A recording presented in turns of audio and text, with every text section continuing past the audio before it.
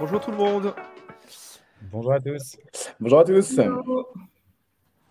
On est nombreux et on est plutôt très en forme et motivés.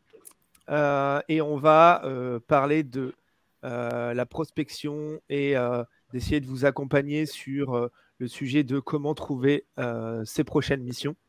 Et je vais proposer dans l'ordre à Juliette de se présenter, ensuite à Gauthier et peut-être à Charlie, et je terminerai et ensuite je vous présenterai le sommaire. Je vais me présenter rapidement. Merci beaucoup Bruno, puisque je reprends la parole plus tard. Juste Juliette Durosquat et je suis consultante, manager de transition et en général en direction de programme. Voilà, je passe la main à Charlie. Gauthier, je crois d'abord. À Gauthier d'abord. Allez, Gauthier. Merci Juliette. Enchanté tout le monde, bonjour. Donc Gauthier Bouteiller, moi je suis business manager donc chez Bigger. Donc ça fait un petit peu plus de 2 ans que je travaille donc, du coup, aux côtés de Charlie et de notre équipe. 2 ans aujourd'hui d'ailleurs. Et 2 ans aujourd'hui d'ailleurs. Voilà. Happy birthday. Bon anniversaire. Et donc moi Charlie, effectivement, je suis le fondateur de Bigger. Voilà. Ok. Et pour rajouter, Juliette, je sais. Tu travailles avec Bigger depuis quelques temps déjà, si je ne me trompe pas. Ah ouais, je l'expliquerai, mais ça fait 5 ans. C'est ça. C'est un peu dans l'idée de la participation de Juliette, c'est aussi pour qu'elle puisse, le plus transparent possible, faire un peu son retour d'expérience et vous parler aussi de ses rendez-vous clients qui se sont peut-être plus ou moins bien passés, elle nous le dira. Mais voilà, l'idée, c'est d'avoir un maximum d'intervenants pour vous proposer aussi des animations et des events plus qualitatifs et assez opérationnels. Pour le sommaire, on va aborder pas mal de points. Alors, le sommaire est grand, mais on essaiera de ne pas dérouler 50 000 slides. On va commencer par, dans l'idée de se dire qu'on est là pour trouver des missions. On va d'abord aborder l'idée de se dire qu'il faut définir son projet avant de se lancer tête baissée à chercher des clients pour savoir qu'est-ce qu'on va leur raconter, etc. Ensuite, on parlera de l'organisation de la prospection. Et donc, la première partie, définir son projet, ce sera plus Charlie et moi qui allons intervenir. Ensuite, on aura organisé sa prospection et comment convaincre en entretien, qui seront un sujet sur lequel Gauthier va pouvoir nous aider par rapport à toutes ses expériences sales avec Charlie. Et ensuite, on donnera la parole de façon plus importante à Juliette, mais qui a le droit, quand elle le souhaite, un peu comme une présidente d'honneur, de couper la parole de tout le monde et d'intervenir. Et à la fin, on répondra à l'ensemble de vos questions. Si d'ici là, vous avez des questions, n'hésitez pas dans le chat, puisqu'on a aussi Karine et Paola qui sont un peu derrière pour l'orga qui nous aident, qui pourront faire remonter vos questions quand on en aura besoin, etc.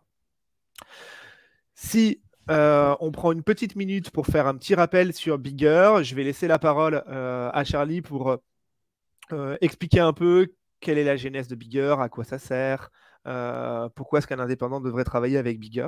Voilà, je te laisse la parole, Charlie, et ensuite on va enchaîner sur un premier sondage. Parfait, eh bien merci, merci Bruno. Alors Bigger, en fait, c'est un service de mise en relation entre des entreprises et des talents, salariés ou indépendants. Donc aujourd'hui, on va beaucoup parler, je pense, notamment de freelancing. Voilà, nous, notre accompagnement, il est vraiment à 2 niveaux, c'est-à-dire qu'on accompagne évidemment les entreprises qui nous sollicitent, mais on accompagne aussi vraiment, on est vraiment dans cette démarche d'accompagner les talents. D'ailleurs, c'est aussi pour ça qu'aujourd'hui, on prend du temps pour aussi vous donner quelques clés d'entrée pour vous aider à trouver des missions. Voilà, donc l'objectif, c'est vraiment qu'on puisse vous accompagner sur votre projet professionnel, la définition du projet professionnel, peut-être votre positionnement, comment aussi mieux vous vendre. Et c'est vraiment ça qu'on essaie de faire pour construire des relations finalement qui sont durables et fructueuses avec les entreprises que vous approchez. Donc, c'est vraiment notre ADN. On est dans une démarche qu'on essaye d'avoir la plus qualitative possible en tout cas. Et c'est notre promesse. Donc, on fait tout pour la mettre en œuvre chaque jour. Et pour rebondir par rapport à ça, l'idée c'est que Bigger peut aussi vous proposer un accompagnement sur, et on en parlera sur la façon dont on peut pour vous entraîner en fait sur les rendez-vous clients quand vous êtes présenté à un client sur une mission. C'est aussi ça l'intérêt en fait de travailler avec Bigger. On va commencer le premier sondage. Je vous laisse y répondre. Ah, j'ai le droit d'y répondre aussi, chouette. Donc l'idée, c'est d'avoir un peu vos retours pour savoir par quels moyens vous trouvez actuellement vos missions. Est-ce que, ou dans le passé, vos premières missions, comment est-ce que vous les avez trouvées? Alors, moi, je vais répondre. Donc, vous avez 4 choix possibles. Sachant que c'est et ou, hein. Je pense qu'on peut cocher plusieurs Ah oui, c'est vrai. cases. Top, ça. Ouais. Effectivement, c'est et ou. Trop bien. Et ben voilà, j'ai voté. Et ensuite, on va pouvoir afficher, et normalement, vous avez accès sur le côté, je crois, au résultat, pour voir le résultat des votes. Donc là, pour l'instant, la tendance, peut-être Paola, si tu peux afficher le sondage. Je ne sais pas si on peut afficher les résultats d'ailleurs. Si, alors Mais ça, moi je les vois, du coup, je peux les commenter si tu veux. Exactement. On a 4 personnes qui ont voté réseau professionnel, 5 maintenant, 4 qui ont voté plateforme ou intermédiaire, 3 LinkedIn et autres réseaux sociaux. Donc c'est voilà. un peu, on va dire que c'est quand même 42% c'est réseau professionnel, et ensuite 33 et 25 sur les plateformes et LinkedIn. Donc c'est assez réparti quand même, et personne sur la partie autre. Donc personne n'est pistonné. Alors peut-être qu'il est pistonné au travers de LinkedIn, je ne sais pas, mais ou peut-être le réseau professionnel. Mais ok, bon, on va repartir un peu du début. On va commencer sur la partie définition de son projet. Avant toute préparation, toute prospection, on est là aussi avant tout pour proposer un service à un client, une expertise. Et donc, on voulait vous présenter les 4 premiers grands points, et je vais laisser la parole à Charlie, sur les recommandations qu'on peut faire pour bien définir son projet avant d'aller travailler chez quelqu'un, chez un client. Alors effectivement, donc l'objectif, on va aller assez vite sur cette partie, puisqu'on avait déjà organisé un webinaire sur cette partie qui est une partie en tant que telle qui est très importante, puisque justement, c'est toute la phase amont de construction de votre offre, de travail sur votre positionnement, etc. Mais quand même, ça nous semblait vraiment important de vous repréciser que pour chercher une mission, il faut déjà savoir ce qu'on cherche. Et donc, il y a un certain nombre de questions à se poser. Donc, nous, effectivement, on pense qu'il y a 4 grands axes. Le premier, c'est de déterminer ses objectifs professionnels, peut-être aussi ses objectifs personnels, puisque, par exemple, on a de plus en plus de consultants qui préfèrent travailler à temps partiel en gardant du temps pour eux, ou qui ont envie de voyager, ou au contraire, qui préfèrent rester près de chez eux. Donc, il y a un certain nombre de questions à vous poser sur quels sont vos objectifs professionnels, quels sont vos objectifs personnels, et comment, quelque part, la mission que vous allez chercher doit répondre aussi à tous ces enjeux. Ensuite, le deuxième, évidemment, axe, c'est de commencer à identifier des clients potentiels, donc même des prospects à ce stade. L'idée, c'est de pouvoir, quelque part, via une étude de marché, des appétences, une connaissance sectorielle, commencer à pré-cibler finalement les clients, les entreprises que vous allez être amenés à contacter. Ça, c'est assez important pour ne pas partir en fait un peu tout azimut, sans but précis, et contacter des entreprises peut-être pour lesquelles vous aurez potentiellement aussi moins d'impact. Donc l'objectif, c'est vraiment de pouvoir bien identifier votre cible. Ensuite, évidemment, c'est de définir votre offre. Alors, ce n'est pas forcément systématiquement dans cet ordre, puisqu'évidemment, pour bien identifier vos clients, vous devez aussi avoir défini votre offre. C'est un travail un petit peu itératif. Mais effectivement, il faut que vous sachiez ce que vous allez apporter à ces entreprises-là. Donc, est-ce que vous allez leur apporter une expertise? Est-ce que vous allez leur apporter quelque part une capacité de travail? Quelles expertises vous allez pouvoir mettre en œuvre? Donc, ça, c'est aussi assez important de vous dire, OK, qu'est-ce que je pourrais apporter aux entreprises? Et donc, qu'est-ce que je mets dans mon offre et comment je m'assure que ça répond bien au marché. Ça, c'est vraiment important. On le dit à chaque webinaire, mais surtout, posez-vous bien la question du marché, parce que sinon, vous allez pouvoir mettre en place tout un tas de choses, mais vous ne trouverez jamais de mission. Enfin, ça va être très difficile parce que vous allez chercher quelque chose où il n'y a pas de besoin. Donc, reposez-vous toujours la question de quel est le marché, qu'est-ce que mes clients, mes prospects potentiels attendent de moi et comment, du coup, j'essaie de répondre à leurs besoins. Et puis évidemment, le dernier, qui est un conseil qui tombe un petit peu sous le sens, mais quand même, ça vaut toujours le coup d'être rappelé, c'est de mettre à jour votre CV, de bien mettre à jour votre profil LinkedIn ou d'autres réseaux sociaux pour être visible et puis pour être surtout avec les dernières informations. Donc, il faut une version effectivement actualisée parce que sinon, on ne comprend plus forcément le parcours et en tout cas les dernières étapes. Donc, valorisez bien vos dernières références puisque ce sont elles aussi qui vont vous aider à trouver votre prochaine mission. Voilà un petit peu ce qu'on voulait vous dire. Je pense qu'on pourra vous remettre, pour ceux qui sont intéressés, le lien vers le premier webinaire qui traite de cette partie positionnement, cible, étude de marché de façon beaucoup plus exhaustive. Mais voilà, c'était au moins se rappeler qu'il faut démarrer par cette première étape-là avant de démarrer la prospection. Et je crois que Paola vient justement de le lien. pour ceux C'est qui sont ça. Et par intéressés. ailleurs, pour rebondir aussi là-dessus, l'idée, c'est que la fixation d'un TJM va aussi se faire grâce à ces différents éléments. Donc, c'est Tout à important fait. de ne pas les laisser comme ça de côté. C'est ça qui vous permettra vraiment, à la base, c'est votre offre qui vous permettra de travailler chez des clients sur du moyen long terme et et vraiment de pouvoir avoir avoir un pipe de clients important et de pouvoir travailler sur différentes missions.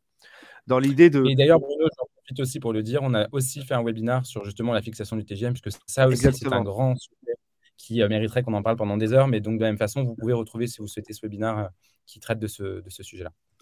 c'est ça. Dans l'idée de se dire, bah voilà, moi j'ai une offre, je pense que j'ai une expertise intéressante pour des clients, que je pense avoir des pistes auprès de différents indépendants avec qui, enfin de différents clients avec qui je pourrais travailler en tant qu'indépendant. Derrière, je vais devoir organiser ma prospection et pouvoir aller contacter des clients et donc à terme décrocher des entretiens et réussir ces entretiens. C'est à peu près le schéma classique. Oui, Charlie, tu voulais peut-être dire quelque chose? Non, non. Ah, pardon, j'avais cru.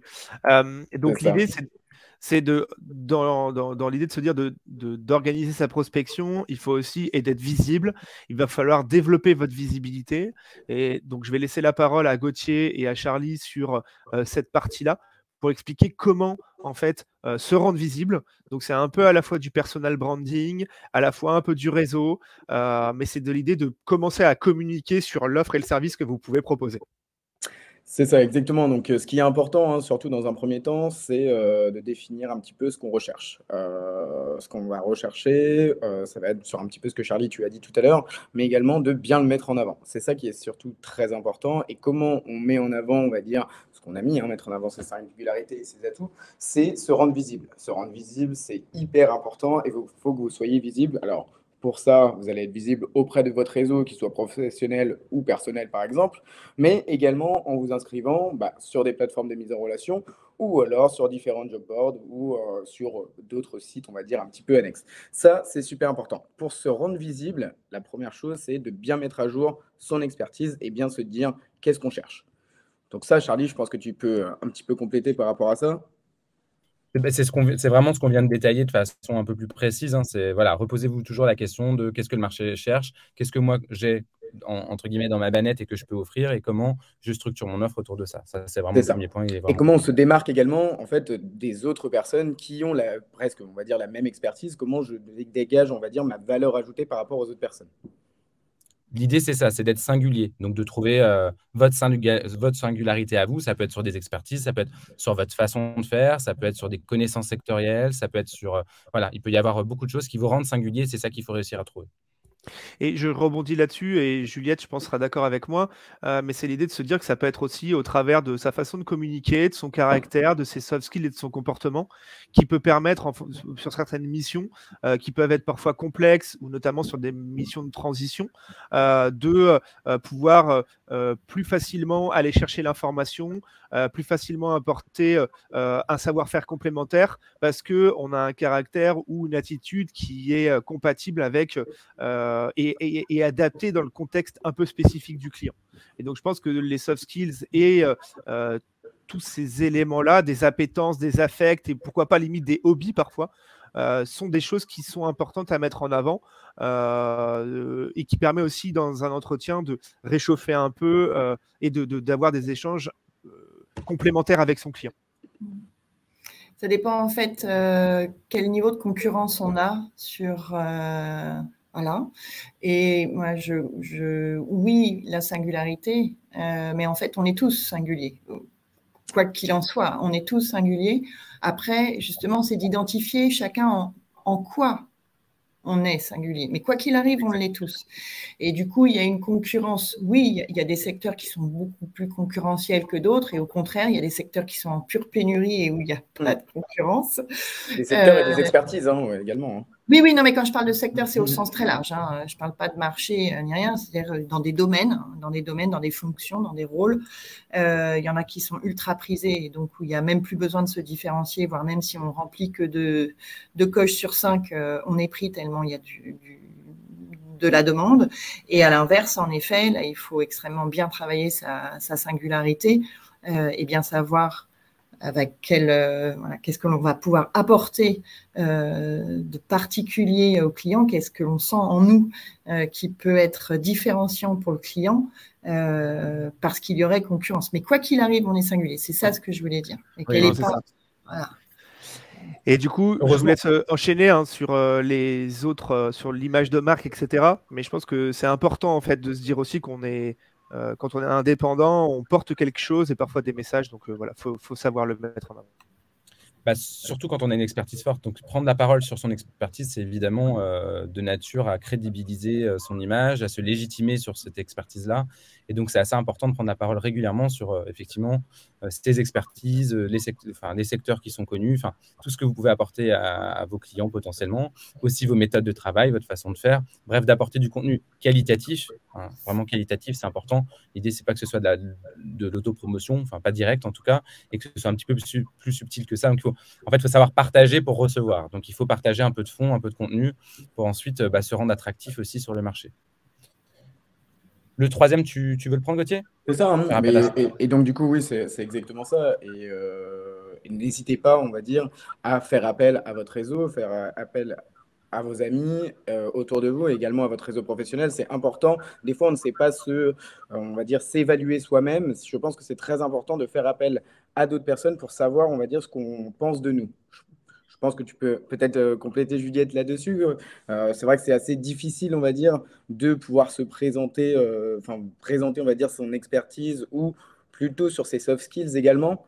Voilà, de mettre tout ça en avant. Je pense que c'est important aussi de sonder un petit peu autour de soi pour savoir ce qu'on pense. En fait, c'est bien se connaître. C'est ce que disait Juliette. C'est Exactement. Voilà, bien trouver ça. Juliette, tu es en mute pour info. Qui m'a muté, enfin. Ouais, il y a un point important. Pourtant, je ne fais pas de bruit, zut. Il y a un point important sur cette partie se connaître et que, à la fois, c'est se connaître, mais surtout porter à la connaissance des autres qui l'on est. Et les clients ont besoin de réassurance sans arrêt. Ouais. Et la partie que Bigger offre sur toute la partie screening au départ et d'analyse de la personnalité et des soft skills et pour moi un outil super puissant et que je garde précieusement. C'est vrai que on l'a pas trop dit et c'est important, c'est que quand on identifie un besoin chez un client, alors nous, c'est vrai qu'on le fait chez Bigger, mais on vous incite à le faire aussi si vous travaillez directement avec une entreprise, c'est de bien qualifier le besoin, puisqu'entre le besoin exprimé et le besoin réel, il y a toujours évidemment un écart qui peut être très important. Et donc là aussi, vous devez être vigilant pour ne pas tomber dans le piège de ce qui est décrit, puisque souvent, ce qui est décrit n'est pas exactement ce que vous ferez plus tard. Donc, il faut réussir à être aussi. Voilà, c'est très important aussi parce que vous allez choisir quelle expertise vous allez mettre en avant. Vous avez peut-être plusieurs expertises et ça va être très important de bien qualifier le besoin de votre client. Donc, que ce soit avec un recruteur ou directement avec le client, de bien connaître, on va dire, son environnement pour pouvoir justement mettre en avant telle ou telle qualité ou telle expertise. Du coup, le dernier point, c'est d'être proactif dans ses recherches. Donc, évidemment, voilà, il faut identifier des personnes qui peuvent vous aider dans cette démarche de prospection. On a parlé du réseau pro et du réseau perso, il y a aussi beaucoup de réseaux perso dans la recherche de mission qui peut être utile. Évidemment, voilà, n'hésitez pas à faire appel à des outils, à des plateformes, à des services de mise en relation, peut-être à des amis qui ont un réseau. Enfin voilà, c'est aussi ça justement pour démultiplier cet effet de recherche que vous allez avoir. N'hésitez pas en tout cas à vous faire accompagner sur cette partie qui n'est pas forcément votre métier à la base et donc sur lequel vous avez vous aussi peut-être besoin d'un accompagnement particulier.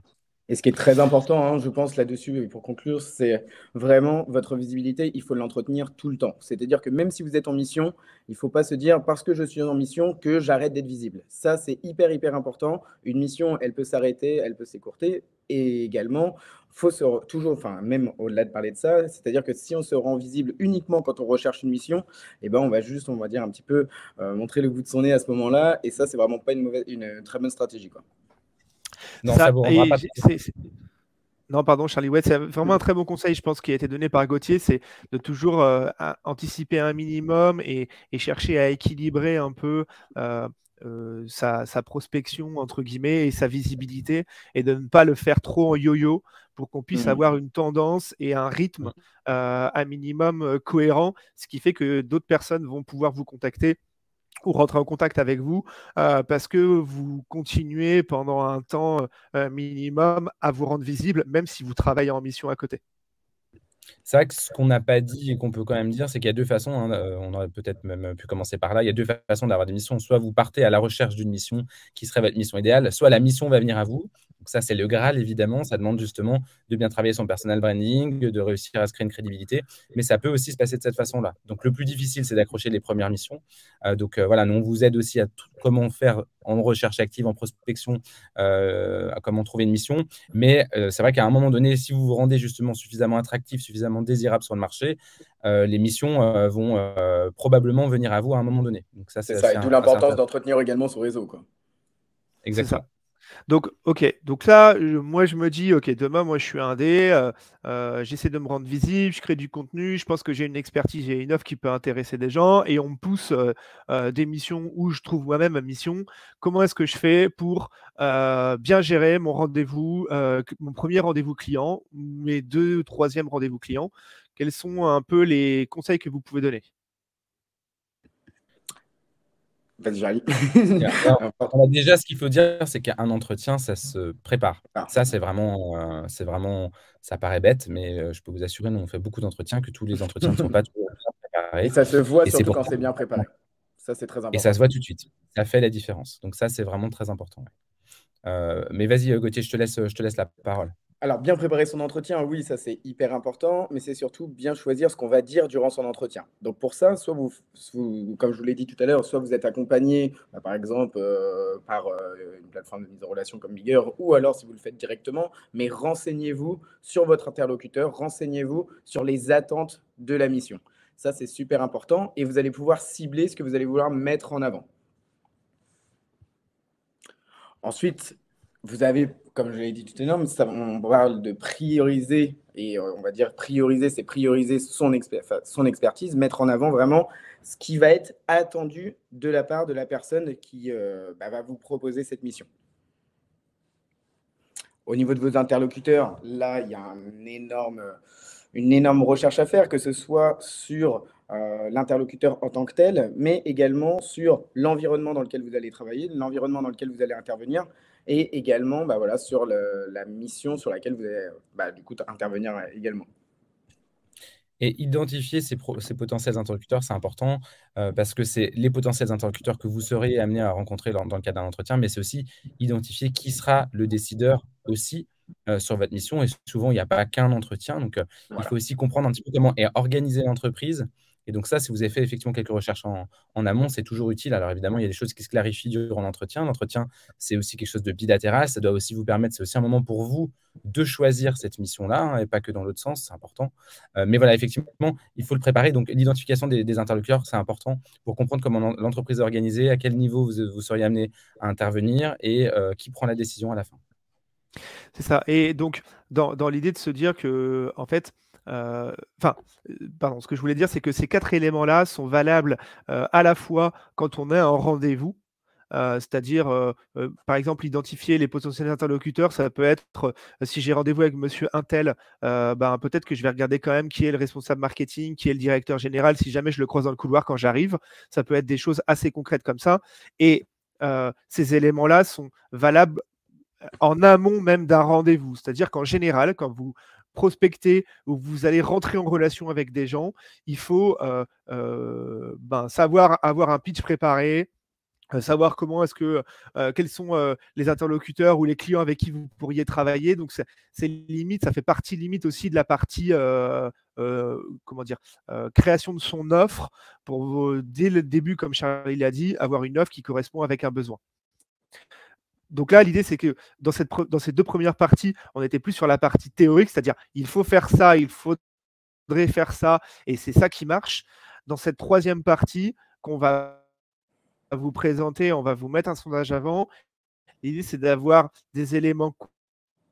Oui, je pense qu'on a perdu.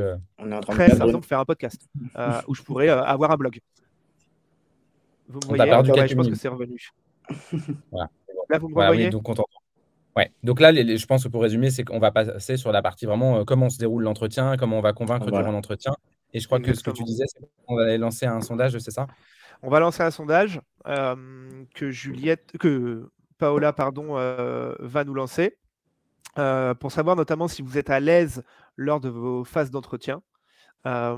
Et ensuite, on va vous donner des éléments vraiment concrets pour vous permettre de l'être. Moi, j'adore ça. Alors, je vais répondre aussi. Donc, les sondages, vous pouvez répondre en bas à droite. Et une fois que vous répondez, normalement, vous avez les réponses qui s'affichent. Donc là, on est plus sur du 50%. Oui, cela ne me pose aucun souci. Alors peut-être que c'est Gauthier, Charlie et moi qui avons mis ça et du coup on influence un peu le résultat. 25% sur non, ce n'est jamais un moment très agréable pour moi. Je m'en sors, mais j'aimerais être plus à l'aise pour 25%. Alors, on va enchaîner sur voilà, moi demain, j'ai comment dire comment est-ce que je peux faire quels sont comment est-ce que je peux me démarquer, comment est-ce que je peux dégager de la confiance auprès d'un client quand je discute avec lui. Là, on vous a listé 6 premiers points et ensuite, on veut vraiment vous en lister 6 autres pour vraiment bien vous démarquer. Donc, ça veut dire que c'est des choses que vous pouvez vraiment activer et travailler demain de façon vraiment simple et rapide. Charlie, je te laisse commencer à en prendre un. Après, Gauthier va de toute façon enchaîner et vous pouvez vous renvoyer la balle déjà comme ça. Eh ben, la capacité à s'intégrer dans une équipe, je ne prends pas forcément le premier, ça c'est vraiment quelque chose d'important et de plus en plus important, puisqu'on travaille évidemment rarement seul, surtout sur des fonctions de gestion de projet, ou enfin de toute façon, d'une façon générale, on travaille de moins en moins seul. Et donc ça c'est vraiment important, on parle souvent de soft skills, de démontrer aussi durant l'entretien que vous avez quand même un bon relationnel, que par le passé, vous avez déjà travaillé dans des équipes qui potentiellement sont avec différents profils. Et ça, c'est vraiment des choses importantes à valoriser. C'est ça. Donc là, oui, hein, très clairement, hein, pour compléter aussi ce que Charlie disait, c'est vraiment de savoir mettre en avant, on va dire, son expertise. Ça, c'est vraiment le plus important pour moi. C'est de mettre en avant son expertise, mais surtout mettre en avant son expertise par rapport aux besoins de notre client. Rassurer, ça, c'est vraiment le maître mot, on va dire. Hein, rassurer votre client, rassurez-le pendant. Enfin, si ce client vous choisit, c'est qu'il va être serein, on va dire, pour la continuité de sa mission, pour la continuité de son projet. Et ça, je me permets de le dire effectivement parce que c'est un écueil que souvent on voit durant les entretiens. Ne faites surtout pas une liste à la Prévert de tout ce que vous avez fait de 1960 à nos jours. L'idée, c'est vraiment que vous puissiez ajuster complètement votre discours par rapport à la recherche du client, par rapport à ce que vous avez compris de la mission pour être le plus percutant, le plus synthétique possible et puis aussi d'accrocher l'attention de votre interlocuteur. Donc ça me semble être vraiment important. Dans les autres Exactement. points clés… Juste pour Ah, pardon. compléter, hein, quand vous êtes à votre 10e mission et que vous avez déjà une très grosse expertise, ciblez toujours celle qui est la plus pertinente par rapport aux besoins. Mhm. Donc ça rejoint l'offre claire et définie, c'est-à-dire que voilà, il faut savoir, on parle presque de pitch, hein, si vous savez vous présenter ne serait-ce qu'en 3-4 phrases, c'est toujours intéressant. Voilà, nous, on a ça qu'on a beaucoup de candidats et de freelance qu'on voit en entretien. Bon, certains vont avoir une approche vraiment ligne par ligne sur leur CV, d'autres vont dire, bah voilà, j'ai 20 ans d'expérience, j'ai une triple expérience en tel domaine, tel domaine, tel domaine. C'est beaucoup plus synthétique, c'est beaucoup plus agréable, c'est aussi beaucoup plus naturel, même si on pourrait penser l'inverse parce que quelque part, c'est plus préparé, mais ça rend les choses beaucoup plus simples. Donc, d'avoir effectivement cette capacité en quelques phrases à se présenter, c'est vraiment quelque chose qui fonctionne très, très bien en entretien. Gauthier, peut-être que je voulais rajouter, est-ce que tu conseilles de prendre des exemples, par exemple, pour des indépendants, c'est-à-dire là, par exemple, on dit savoir se présenter de façon rapide, etc., de parler d'expertise, mais comment est-ce que je peux justifier, en fait, de tous ces éléments-là Alors ça, c'est hyper important quand vous vous présentez. Pour moi, c'est primordial aussi. Hein, c'est de toujours illustrer par un exemple. Soit par un exemple ou d'une autre expérience. Et si vous n'avez pas forcément un exemple d'une autre expérience, quelque chose qui va se rapprocher en tout cas, ou en tout cas qui va illustrer votre propos. Ça, c'est super important. Oui, c'est sûr. C'est la preuve, en fait. C'est la preuve dont vous avez besoin pour ne pas juste être dans l'explicitation de ce que vous avez fait, mais effectivement pouvoir montrer que vous avez bien compris. Et ça, c'est Et c'est vraiment là que vous important. allez vous démarquer aussi des autres avec des exemples concrets, hein, très clairement. C'est ça. Et donc, c'est pour ça qu'on arrive sur le point comment se démarquer. Donc, ça, c'est valable vraiment à la fois. Enfin, ce point-là, il pourrait être encore une fois dans l'idée de dégager de la visibilité. Quand vous voulez être visible, vous voulez aussi vous démarquer. Mais ça peut être aussi pendant l'entretien. Et donc là, on l'a surtout listé et référencé dans comment me démarquer et comment faire la différence dans un entretien, parce que si tout le monde utilise les mêmes techniques qu'on a déjà données avant, il faut que vous puissiez avoir des cartes complémentaires à votre jeu qui peuvent être à la fois des soft skills comme la bonne posture qui est marquée là, mais voilà, du coup je vais laisser, pour pas vous donner tous les éléments, mais je vais laisser Gauthier et Charlie pareil en choisir quelques-uns.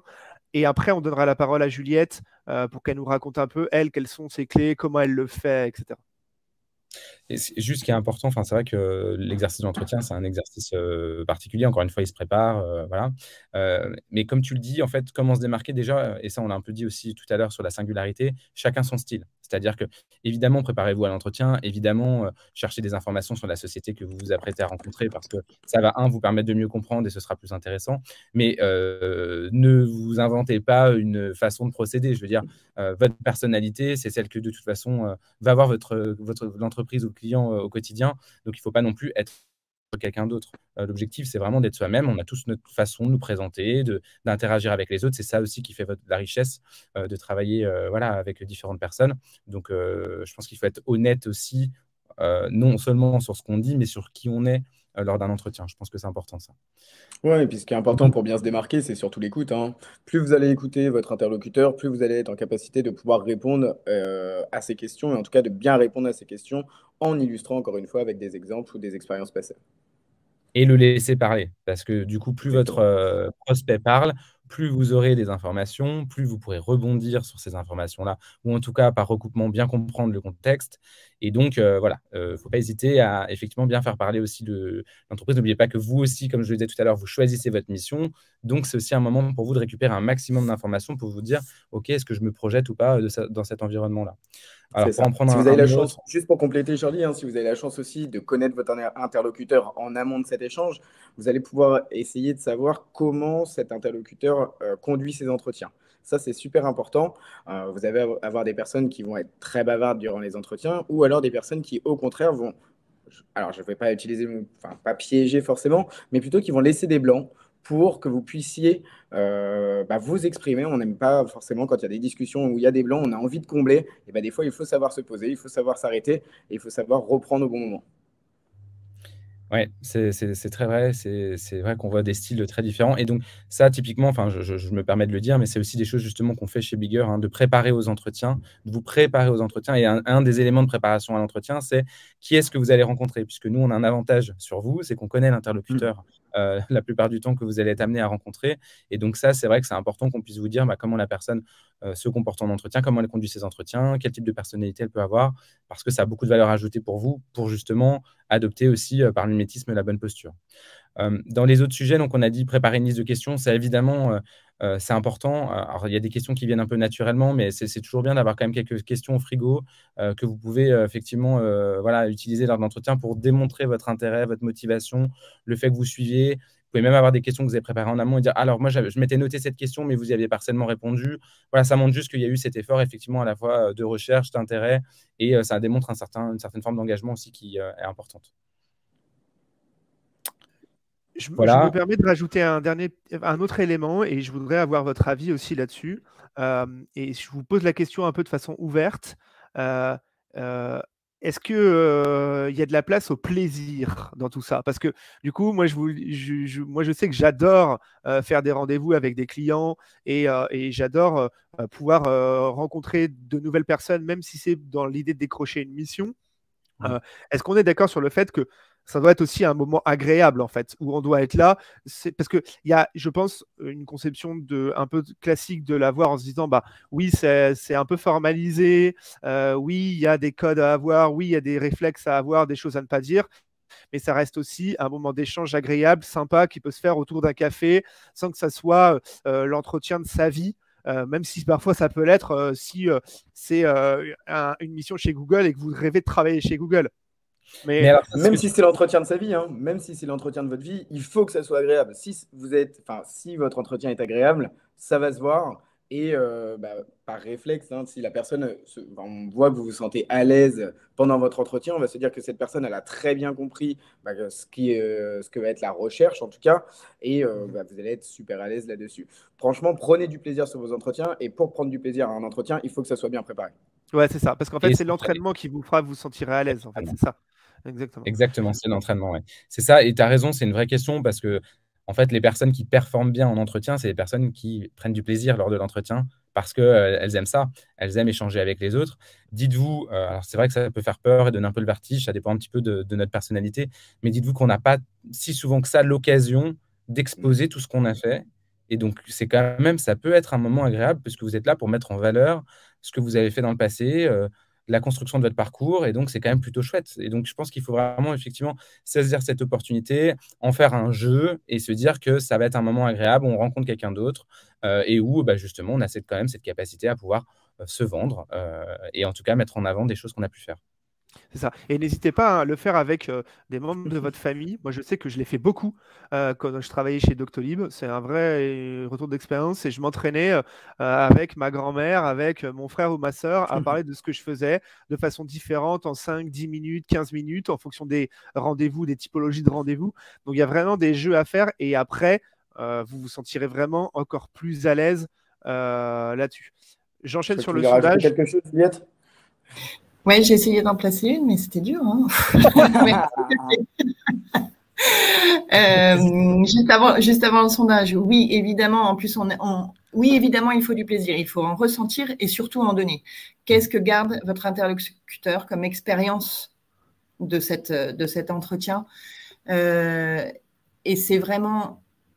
Il faut, en fait, on est imprégné de la culture française, de l'entretien avec cette notion d'hiérarchie. Il faut vraiment arriver à poser une discussion entre adultes. Et l'important, c'est d'identifier s'il y a un fit, à la fois humain, intellectuel, technique. Et le fit, il vient des deux côtés. C'est à vous d'identifier si vous avez fit avec la mission, la personne que vous avez en face de vous et celle décrite autour. L'environnement dans lequel vous êtes, les valeurs qui transpirent. Et puis, cette personne-là, c'est la même chose. Je ne suis pas, moi, pour l'obtention et la réussite d'une mission à tout prix. Sauf, en effet, si c'est bien vital pour des raisons soit d'ambition ou financière ou que sais-je. Mais sinon, c'est tellement important pour trouver une mission dans laquelle on est bien, d'avoir ce fit, d'avoir ce plaisir mutuel entre les interlocuteurs. Donc oui, la réponse est oui, du plaisir, mais des deux côtés. Hein. Pensez pas qu'à votre plaisir, voyez si vous en procurez à l'interlocuteur. C'est ça, et puis ne soyez pas intimidés par votre interlocuteur. Non, entre adultes. C'est très important, mettez-vous au même niveau. On vous choisit pour votre expertise. Si vous arrivez jusqu'à l'étape de l'entretien, c'est qu'on vous a déjà choisi sur vos compétences, que ce soit sur votre CV ou alors parce qu'on vous a recommandé ou quoi que ce soit. Mais surtout, ne soyez pas intimidés par votre interlocuteur. En tout cas, dites-vous bien que le client a autant besoin de vous que vous pouvez avoir besoin de lui. Donc, ça, c'est quand même important. Et puis, je pense qu'effectivement, quand finalement votre interlocuteur, si vous passez un bon moment, il y a plus de chances que votre interlocuteur passe un bon moment, parce que justement, ce sera fluide. Et peut-être une chose qui est importante aussi qu'on n'a pas forcément mentionné, c'est que la plupart des entretiens qui se passent mal, en tout cas, moi, c'est quelque chose que je constate quand même de façon assez régulière, c'est des entretiens où finalement, on se met beaucoup la pression. Parce que justement, on se dit, il y a un enjeu pour moi. Et ça, nous, on le voit, puisqu'évidemment, on vous fait passer des entretiens, puis après, on vous accompagne à l'entretien avec le client. Et des fois, on voit un décalage qui est important parce que la personne, entre-temps, s'est dit « Ah là là, cette mission, je la veux absolument pour peu importe la raison. Et donc, du coup, je me mets la pression, il faut que je sois bon, il faut que je sois bon. » Ça, c'est le meilleur moyen de planter votre entretien. Allez-y, effectivement, tranquillement, et vous verrez que tout va bien se passer. Voilà, nous, on a beaucoup de retours d'expérience là-dessus. On le voit quand vous êtes, par exemple, avec nous, pour donner cet exemple, quand vous êtes avec nous et qu'on vous prépare à l'entretien, vous êtes super à l'aise et vous vous mettez une grosse forme de pression, en fait, finalement, qui est vraiment inutile là-dessus. Et en fait, si vous êtes... Voilà, exactement. Alors, on va pas mettre la pression sur Juliette. Je pense qu'elle a branché son PC et que du coup, elle est batterie pleine à tout niveau. On vous laissera répondre au sondage qui nous permettra en fait de pouvoir vous accompagner si vous souhaitez monter en compétence pour trouver des prochaines missions et si vous voulez vous entraîner avec Bigger sur la partie entretien. On va laisser un peu plus la parole à Juliette. Moi, ce que je trouve intéressant, Juliette, c'est une proposition, parce que tu as carte blanche, tu racontes ce que tu veux. L'idée, c'était peut-être d'expliquer un peu depuis combien de temps tu es indépendante, quel est ton parcours, et ensuite, voilà, comment toi, tu as fait pour mettre en place, pour réussir tes entretiens. Est-ce que tu as travaillé le sujet? Qu'est-ce que tu ne fais pas? Qu'est-ce que tu essayes de mettre en avant? Comment tu fais passer les messages? Enfin, voilà, de refaire un peu un cas concret de ce qu'on vient de toute la partie théorique qu'on vient d'aborder, et de la retranscrire un peu de façon opérationnelle. Et pour ça, il faudra que tu actives ton micro. Hop là. Yes. Voilà, c'est chose faite. Et donc, la première chose, c'est de ne pas tomber dans l'écueil en entretien, en remote, de ne pas avoir son PC branché, évidemment. Écueil dans lequel je suis tombée, mais c'est bien, je reste jeune, malgré mes 30 ans d'expérience. Oui, merci pour la carte blanche. Je vais en effet me présenter. J'ai peut-être plus axé sur la partie recherche de mission que sur la partie entretien, même parce qu'on a vu pas mal de tips là, et dont le dernier, donc en remote, avoir sa batterie branchée à la prise secteur pour ne pas avoir de déconvenus. Donc j'ai 50 ans jusque demain matin 5 heures. Voilà, j'aurai 51 ans demain. Du coup, vous imaginez un peu presque 30 ans d'expérience maintenant quand même, à force. Ça commence à faire mal, ça commence à piquer, mais bon, voilà, 30 ans d'expérience, ça fait mal, mais en même temps, c'est une singularité aussi. Il y a plein de clients que ça rassure, évidemment, selon le type de poste, selon le type de mission qu'on me propose. Avec la rétrospective, parce que j'avais aucune ambition en démarrant ma carrière en 95. Les indépendants, autant vous dire que ça n'existait quasiment pas. L'informatique était dans un état délabré, ça allait remonter après en 98, mais au moment de la recherche, 95, c'était pas le vent en poupe, et j'avais absolument pas comme visée d'être un jour indépendante. Mais avec le recul, par contre, j'estime, mais c'est un coup de bol, hein, ce n'est pas du calcul, avoir eu le parcours parfait pour pouvoir être indépendante. Et je m'explique. Et il n'y a aucune gloire, je ne l'ai pas fait par calcul, mais rétrospectivement, ce qui est extrêmement riche pour pouvoir être indépendant, c'est que j'ai travaillé pendant 7 ans d'abord chez le client, 3 expériences différentes en tant que salarié. Donc, quand je dis chez le client, c'est en tant que salarié. 3 expériences très différentes, dans des tailles de boîtes et dans des secteurs différents, avec des rôles différents. Et du coup, ça m'a donné 7 ans ou 8 ans d'expérience salariée, on va dire cocoon, d'apprentissage, d'école, de complémentarité avec l'école, de démarrage, de formation. Puis, la même durée à peu près, dans le conseil, 7-8 ans, dans un cabinet de conseil, donc en apprenant ce que ça veut dire de changer de mission régulièrement, de satisfaire un client, de travailler sur du temps court, de s'intégrer rapidement à des équipes, d'intégrer rapidement des concepts, une culture, des problématiques, et de pouvoir délivrer rapidement. Parce que c'est rare que l'on se retrouve sur une mission au long cours, en tout cas pour ce qui est de ma fonction. Après, il y a certaines missions et aussi certains individus qui ont une appétence à être ce que l'on appelle en régie au long cours et d'être 2 à 3 ans. Donc l'enjeu là d'intégration rapide, de compréhension rapide et de solution rapide est moindre. Il peut être moindre. Mais en tout cas, ces 7-8 années en étant au sein d'un cabinet de conseil, après avoir vécu au sein de l'entreprise, donc en ayant plus que de la théorie sur le conseil, on va dire, mais vraiment de la pratique opérationnelle, j'ai pu la délivrer chez plein d'autres clients, dans plein de secteurs. Et ça m'a permis de voir que j'adorais ça. J'adorais ce changement. Et j'ai eu un changement géographique qui m'a poussée donc à quitter mon cabinet et à me lancer dans le freelancing J'ai vécu presque 10 ans à Madrid. Et donc, j'ai démarré le freelancing à Madrid. Et là, on en repart à la prospection. Évidemment, en étant une femme non bilingue, non adossée à un cabinet, autant vous dire que c'était pas easy.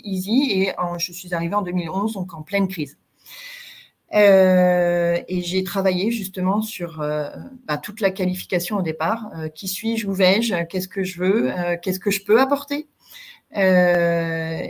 Et j'ai utilisé en fait un réseau qui était le réseau des Français de l'étranger, voilà, les non-résidents, enfin les résidents d'Espagne, et qui a été un excellent vecteur. Mais ce que je veux dire par là, c'est qu'il faut vraiment utiliser tout type de réseau. On a parlé du réseau familial, du réseau LinkedIn, des réseaux évidemment de plateformes comme celle de Bigger, et le réseau aussi de votre ville si vous souhaitez être plutôt sédentaire, c'est-à-dire qu'il y a des activités, il y a des réseaux commerciaux, on va dire des chambres de commerce ou autres. Il y a plein de réseaux différents qui existent à la frontière entre la partie perso et pro, qu'il ne faut pas hésiter à activer puisque ces réseaux en fait génèrent une notion de solidarité très souvent et donc d'entraide.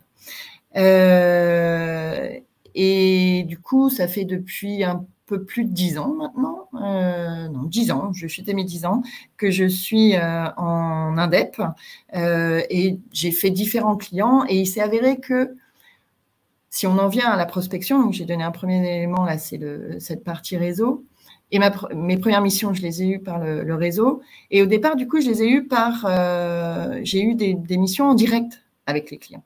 Les premières missions étaient en direct.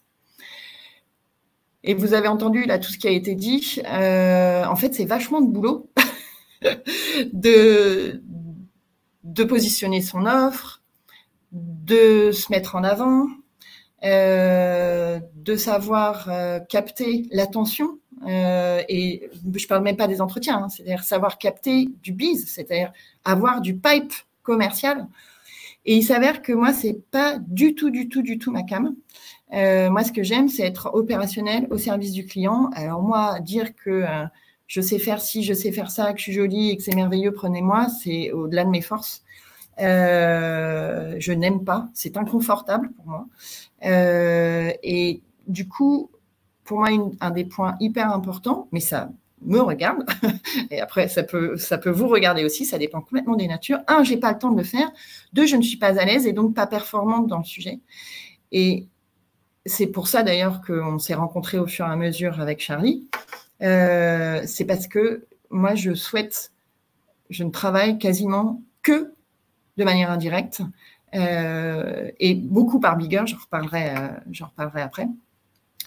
En fait, ce sont ces réseaux qui peuvent être du cabinet RH, du cabinet de management de transition, de la plateforme d'intermédiation avec du freelancing, quand on est dans la sphère IT, de la SS2I, je sais qu'on dit plus SS2I maintenant, ESN, de l'ESN. Voilà, il y a plein de types selon sa spécialité. Il y a plein de types de réseaux sur lesquels s'appuyer qui peuvent être des intermédiaires. Moi, il s'avère que je travaille mieux et beaucoup plus sereinement en ayant un intermédiaire qu'en étant en direct. Je bosse majoritairement pour des grands comptes. Je ne suis pas référencée, moi. Ma boîte, elle n'est pas référencée. Ma boîte, elle est là pour juste me porter. Je n'ai pas bossé sur les contrats. Je n'ai pas d'expertise juridique. Je n'ai pas d'expertise commerciale. Je ne peux pas faire mon propre suivi de ma mission en termes de tiers externes, en termes de conseils, en termes de médiateurs, si j'ai besoin d'une médiation. Je ne peux pas apporter moi-même de la ressource supplémentaire quand j'en ai besoin sur de la mission. Donc, pour toutes ces raisons-là, je préfère largement m'appuyer sur un intermédiaire. Bien évidemment, il y a une part de commission pour l'intermédiaire, mais moi, ça me rend les services que je ne voudrais pas m'apporter moi-même. Pour bosser avec ces intermédiaires, alors oui, bien sûr, LinkedIn. Et d'ailleurs, je suis sûre que dans le sondage qu'on a eu sur la partie réseau pro et en dessous LinkedIn et en dessous plateforme, les trois sont un mix. LinkedIn est un réseau professionnel, digital certes, et les plateformes doivent constituer votre réseau professionnel. Et en fait, l'idée, c'est d'arriver à être présent tant vis-à-vis de vos potentiels clients directs que de ces intermédiaires.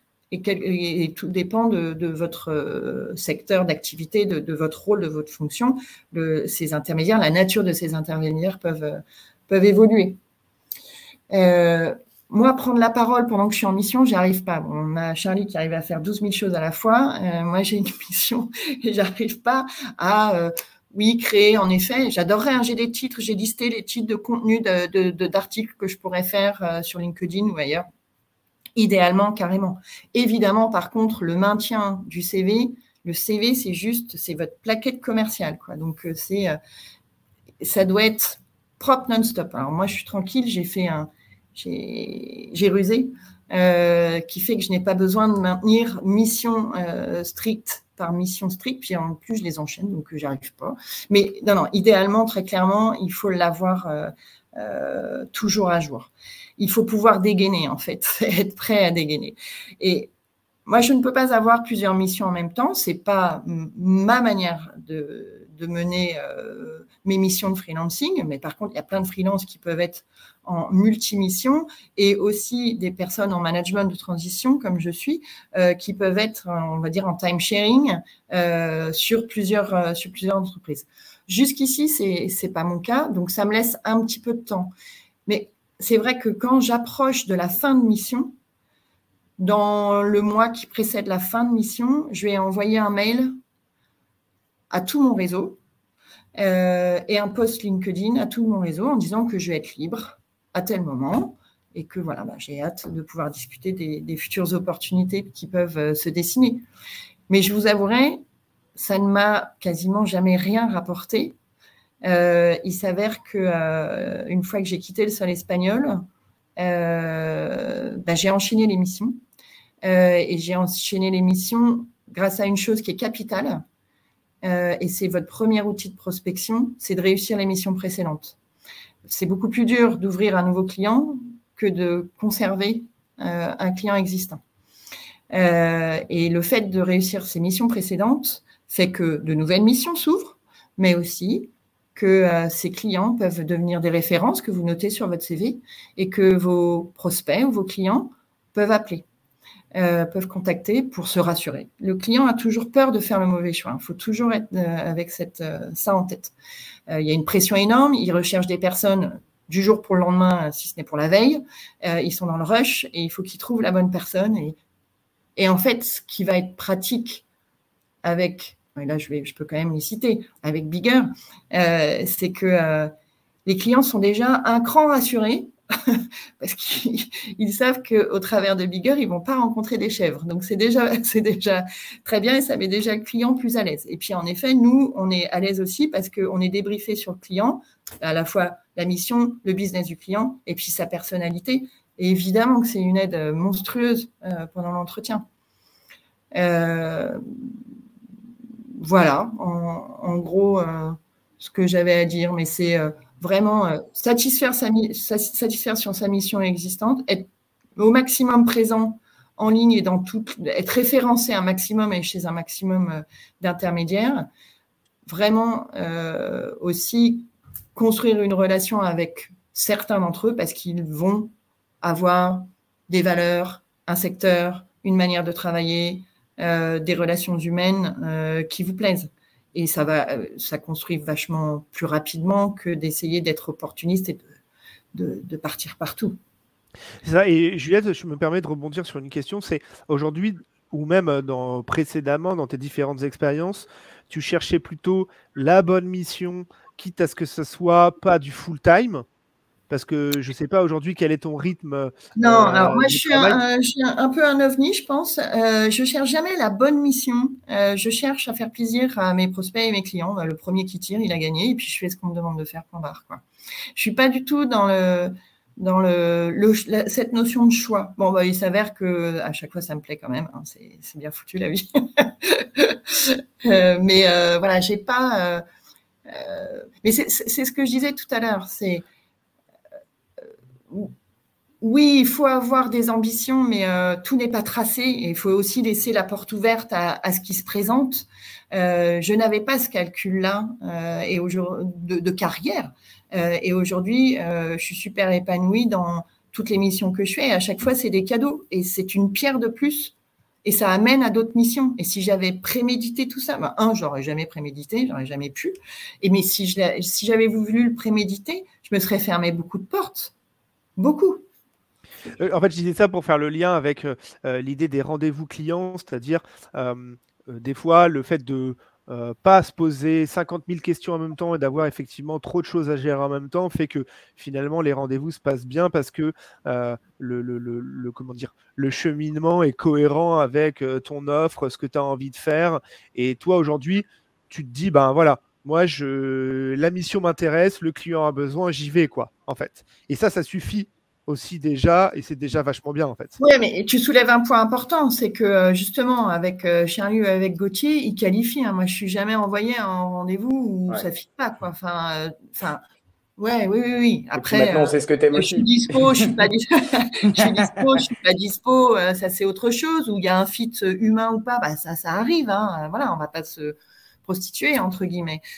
Mais en amont, les entretiens sont qualifiés. Il n'y a rien de plus horrible que les intermédiaires qui nous envoient dans des entretiens où en fait on n'a rien à voir avec le sujet, quoi. Et on peut à peine répondre. C'est un irrespect pour le client et un irrespect pour nous. Et pour vous, bah oui. Ah ouais, c'est horrible, on perd tous notre temps. Et en plus, et ça c'est vrai que, alors du coup, merci déjà pour tout ce que tu as dit, puisque ouais, merci.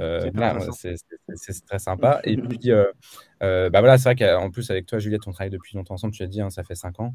C'est vrai qu'on apprend à se connaître. Et la relation de confiance est importante parce que, comme le disait Gauthier, nous, on travaille avec vous, on vous suit, on sait ce que vous êtes capable de faire, on vous suit dans votre développement professionnel. Et donc, comme tu le disais, chaque pierre vous emmène un peu plus haut et un peu plus loin.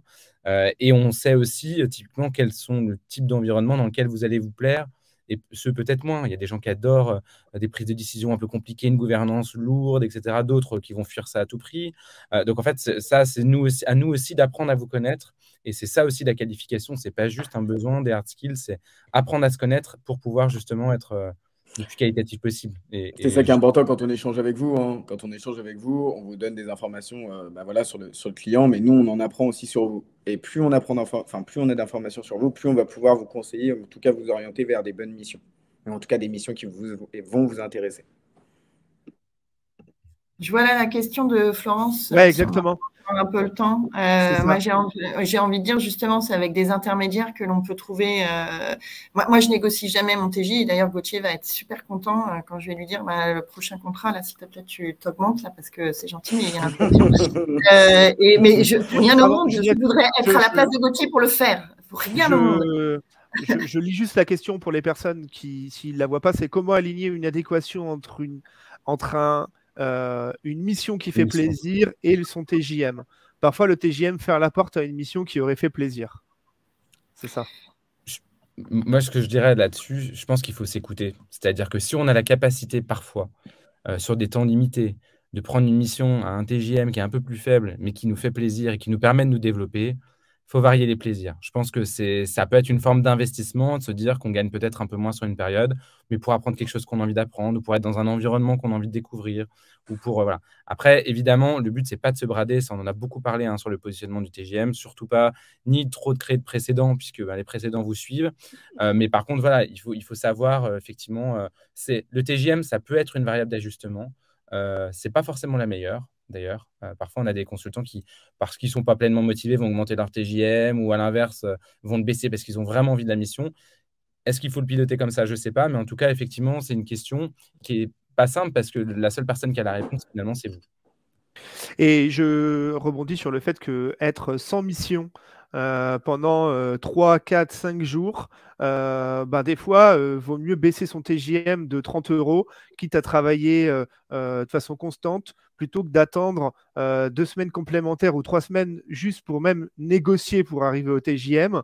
Je crois que dans le webinaire sur le TJM, on en a parlé, mais il y a des calculs à faire qui vous montrent qu'en fait, pour rattraper le TJM historique que vous vouliez avoir, il vous faut énormément de temps au final. Donc en fait, c'est dommage parfois de refuser une mission qui vous plaît parce que le TJM est 30 € inférieur, alors qu'en fait, lisser sur l'année et sur les potentialités, sur l'épanouissement que ça vous apporte, c'est incomparable en fait. Et à nous, parfois aussi, de savoir défendre des dossiers où on dit, bah voilà, effectivement, la personne est au-dessus du budget que vous, client, entreprise, vous nous aviez confié. Mais on pense vraiment que ça vaut le coup que vous puissiez l'avoir parce qu'elle va vous apporter là-dessus, chose qu'un autre candidat ou une autre candidate ne pourra pas forcément faire. Donc voilà, on essaie de le faire. Il n'y a pas de garantie absolue que ça fonctionne à tous les coups, évidemment. Mais c'est aussi notre rôle de savoir conseiller. Si on pense que ça a du sens pour l'entreprise, on le fera. Et voilà, donc c'est important, effectivement, qu'on puisse prendre en compte ce genre de choses aussi. Alors, je ne sais pas si vous avez des questions. Juliette, je vais te donner tout de suite la parole. Je propose je voulais juste compléter par rapport au TJM. Pour moi, il faut vraiment oser l'afficher. Ça fait partie de nos data, quoi. Voilà. Qu'il n'y ait pas de perte de temps non plus à ce sujet. Et que le fait d'être présent partout, Charlie en a parlé, il y a à la fois aller chercher la mission, mais aussi recevoir. Et le fait d'être présent fait qu'on a des appels entrants, évidemment. Mais le but, c'est que ces appels entrants soient préqualifiés du fait qu'on a donné un maximum d'infos. Alors, il y aura toujours des personnes qui n'ont rien compris ou qui ne veulent même pas chercher à comprendre et qui nous appellent à tort. Mais quand même, le fait de partager le TJ parmi les autres informations, faut l'assumer, quoi. Ça fait partie de de nos skills et de nos exigences, quoi, on va dire. Assumez-le, c'est vraiment le mot, hein. C'est ce qui représente aussi votre expertise. Assumez votre TJM, ça clair. Des fois, on se l'est dit, donc ça, on vous renvoie vraiment vers le webinaire où on a dédié 1 heure sur ce sujet de la fixation du TJM, mais on est parfois plus attractif en étant un peu plus cher, étonnamment.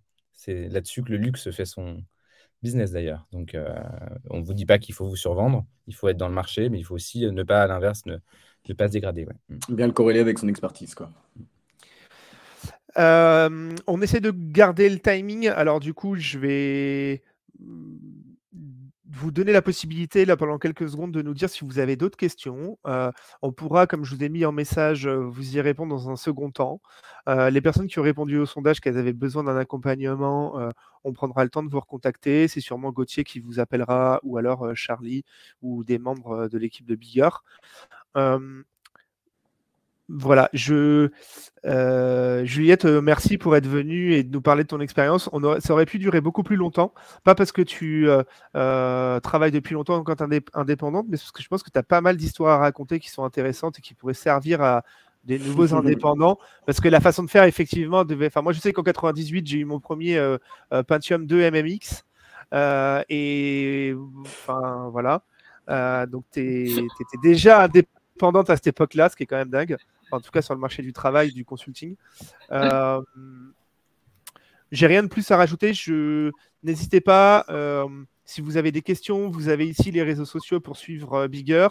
Vous pouvez vous inscrire à la newsletter, vous pouvez envoyer un email si vous avez une question. Donc l'idée, comme vous l'avez compris, c'est d'avoir une porte ouverte et de rendre Charlie, Gauthier et toutes les personnes de chez Bigger accessibles. Donc n'hésitez pas à le faire si vous avez besoin. Et voilà, moi j'ai rien d'autre à rajouter. Charlie et Juliette. Non, merci à tous. Merci à Juliette pour son intervention. Merci à vous pour votre confiance. Voilà. Moi, je voulais juste dire quand même que Juliette, même si elle déteste ça, elle est quand même pas mauvaise parce qu'on l'a vu. C'est ça. C'est ça. Elle se débrouille quand même plutôt bien. Donc, voilà. C'est l'expérience qui parle. Et je pense que l'expérience vous permet aussi de progresser. Moi qui, à la base, me sens assez facile dans les discussions avec les gens, c'est un autre domaine quand on cherche une mission. Et il n'y a que l'expérience qui vous fera progresser et faire des erreurs. Donc voilà. Il faut en faire et en refaire. Merci bon à après-midi. tous. Merci Juliette, merci Gauthier, merci Charlie et merci Paola et Karine. Et puis à bientôt pour un prochain webinaire à la rentrée. À bientôt. Merci. À bientôt. À bientôt.